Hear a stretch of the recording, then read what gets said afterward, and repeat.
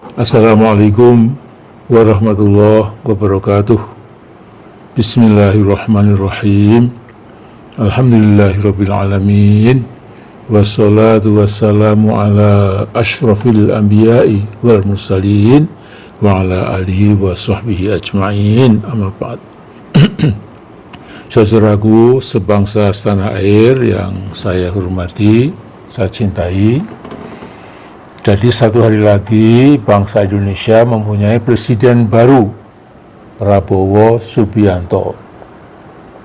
Di antara 280 juta bangsa Indonesia, saya lihat dialah Pak Prabowo yang paling prihatin dengan nasib bangsa dan negara Indonesia yang kemungkinan besar makin retak, makin kacau, dan bisa bubar di masa depan bila kita tidak hati-hati.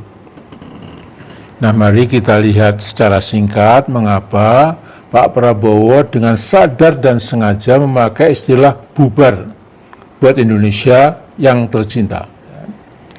Hal itu dikemukakan Pak Prabowo pada 19 Maret 2017, jadi jauh belum jadi presiden terpilih. Ya, jadi 7 tahun yang lalu. Nah, dalam kesempatan konferensi itu, yaitu konferensi nasional dan temu kader Partai Gerindra di Sentul, Bogor, kita dengarkan langsung apa yang disampaikan oleh Mas Prabowo. Kita masih upacara, kita masih menyanyikan lagu kebangsaan, kita masih pakai lambang-lambang negara, gambar-gambar pendiri bangsa masih ada di sini. Tetapi di negara lain, mereka sudah bikin kajian-kajian di mana Republik Indonesia sudah dinyatakan tidak ada lagi tahun 2030. Mereka ramalkan kita ini bubar. Nah, kalau kita dengar pidato Mas Prabowo yang menggelegar, mengingatkan kita pada gaya Bung Karno ketika menggembleng bangsa Indonesia di berbagai forum dan kesempatan. Nah, di kesempatan lain, pada 7 Juni 2022, dalam acara wisuda Universitas Pancasila, Mas Prabowo mengingatkan bahwa hanya dengan sungguh-sungguh memegang teguh Pancasila, kita bisa terhindar dari bubarnya Indonesia. Jadi bahasa Indonesia dan Pancasila adalah dua aset penting bagi bangsa. Keduanya menurut Pak Prabowo itu the brilliance of our leaders. Ini sesuatu yang cemerlang yang banyak negara tidak punya. Nah, saudaraku, jadi 2 kali Mas Prabowo mengingatkan kita semua supaya tetap waspada dalam menghadapi musuh-musuh kita, baik dari dalam maupun luar negeri. Nah, jadi Mas Prabowo memantik sikap pro dan kontra, terutama masalah bubar tadi. Ya. Ada yang malas berpikir dan memberikan reaksi gampang-gampangan, tidak mungkin Indonesia, tidak mungkin bubar, titik. Ya. Kan tetapi buat orang berpikir, misalnya seperti Mas Fadlizon, itu berpendapat sebaiknya kita renungkan pendapat Pak Prabowo itu. Nah, Mas Fadlizon itu seorang yang mendalami masalah-masalah Rusia. Dia menunjukkan sebuah contoh telak, yakni betapa USSR atau Uni Soviet, salah satu negara superpower, negara adikuasa di samping Amerika, bubar ya, di tahun 1991 dan kemudian menjadi 15 negara merdeka. Padahal Uni Soviet sejak 1917 dikenal dunia sebagai negara super kuat.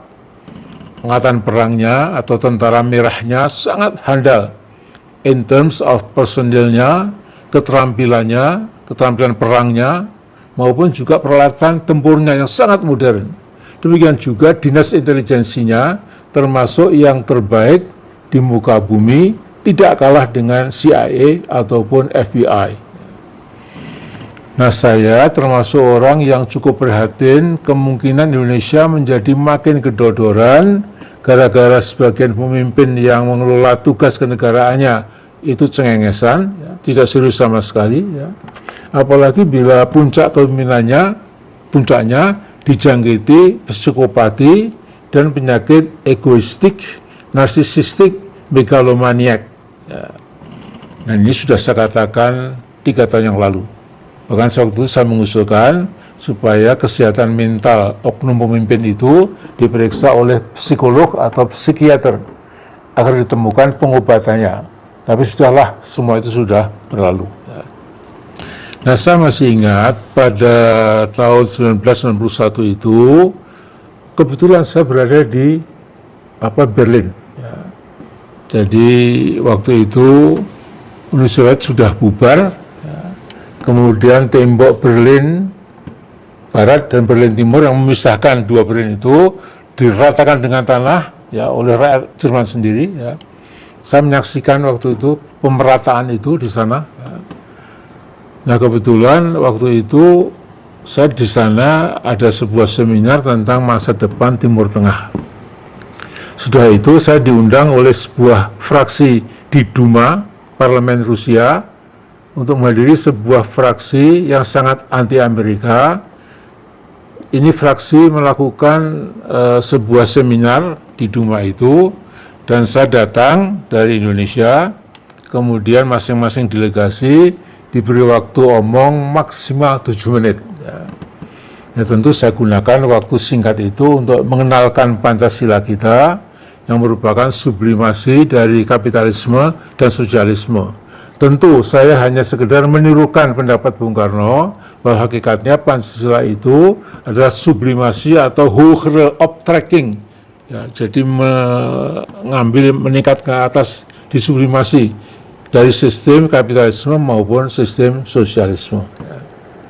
Nah, setelah seminar itu, saya dan teman-teman kemudian dibawa ke Istana Kremlin.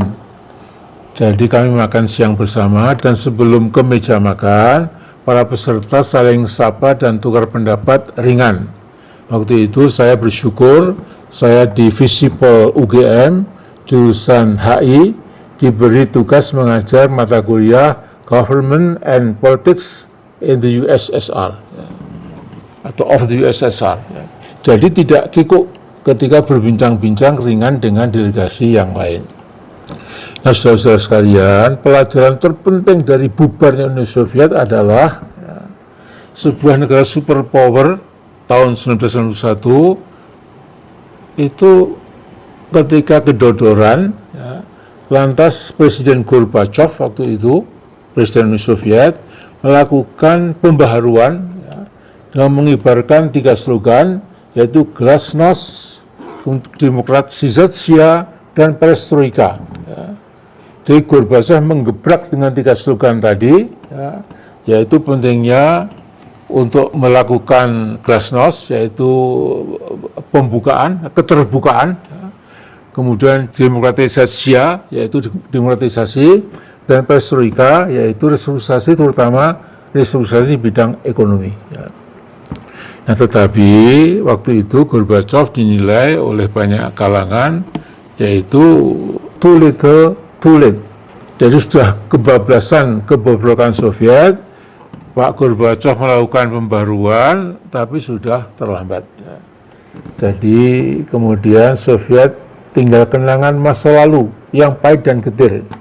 Sekarang ada 15 negara merdeka yang menghuni wilayah Soviet dulu, yaitu Armenia, Azerbaijan, Belarus, Estonia, Georgia, Kazakhstan, Kyrgyzstan, Latvia, Lithuania, Moldova, Rusia, Tajikistan, Turkmenistan, Ukraina, dan Uzbekistan. Jadi, saudaraku, tegakah kita gara-gara banyak dari pemimpin kita yang berpikir nista dan berperilaku sontoloyo sampai hati melihat Indonesia menjadi beberapa negara kecil-kecil karena kita tidak bersungguh-sungguh memelihara persatuan dan kesatuan Indonesia, NKRI, di mana kita lahir dan juga di mana kita nanti akan menutup mata untuk selama-lamanya. Jadi kita bayangkan tidak mungkin ada negara Jawa, negara Sumatera, negara Kalimantan, negara Sulawesi, negara Bali, negara Papua, itu insya Allah nggak pernah terjadi. Ya, sekalipun kita harus selalu ingat, lihat Uni Soviet, ya, bersuperpower dengan segala kelengkapan kenegaraannya, itu akhirnya juga bubar-bar. Sudah sekarang nggak ada lagi dalam peta dunia. Ya. Nah, jadi kita ini sekarang sesungguhnya sedang mengalami krisis eksistensial dan krisis fundamental. Ya.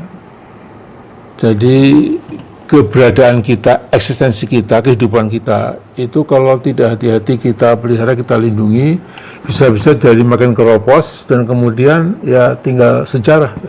Nah, jadi saudara-saudara, ini kata Pak Prabowo, saya turukan, persis seperti omongan beliau, maaf, seperti yang diungkapkan beliau. Ya. Jadi Pak Prabowo mengatakan, saudara-saudara, kita masih upacara, kita masih menyanyikan lagu kebangsaan, kita masih pakai lambang-lambang negara, gambar-gambar pendiri bangsa, masih ada di sini. Tetapi di negara lain mereka sudah bikin kajian-kajian di mana Republik Indonesia sudah dinyatakan tidak ada lagi besok di tahun 2030. Bung, mereka ramalkan kita ini bubar. Elit kita ini merasa bahwa 80% tanah seluruh negara dikuasai 1% rakyat kita, enggak apa-apa. Bahwa hampir seluruh aset dikuasai 1%, enggak apa-apa. Bahwa sebagian besar kekayaan kita diambil ke luar negeri, tidak tinggal di Indonesia, tidak apa-apa. Ini yang merusak bangsa kita, saudara-saudara sekalian, ya kata Pak Prabowo. Ya. Semakin pintar, semakin tinggi kedudukan, semakin curang, semakin culas, semakin maling.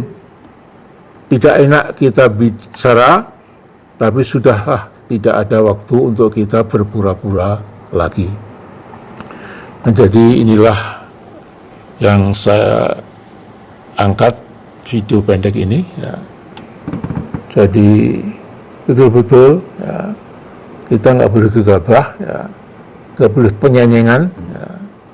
Dan maaf kalau saya melihat hampir 40% kabinet Pak Prabowo itu masih memasukkan kembali menteri kabinet Pak Mulyono itu, ya itu silahkan ya. Tapi Mas Prabowo ini mohon, ini permintaan dari seorang sahabat. Jadi saya kira 1 semester cukup ya buat Mas Prabowo melakukan evaluasi. Ya. Jadi mereka itu para menteri yang memang tidak mampu, tidak punya keahlian yang kita butuhkan untuk Indonesia abad 21 sekarang ini. Ya. Kemudian juga yang terutama bawaan dari kabinet Mulyono kemarin, tidak semuanya lah. Ada 3, 4, mungkin 5 yang bagus. Ya. Tapi yang lain big question mark. Ya. Saya kira itulah ya yang ingin saya sampaikan, lebih kurang seperti itu.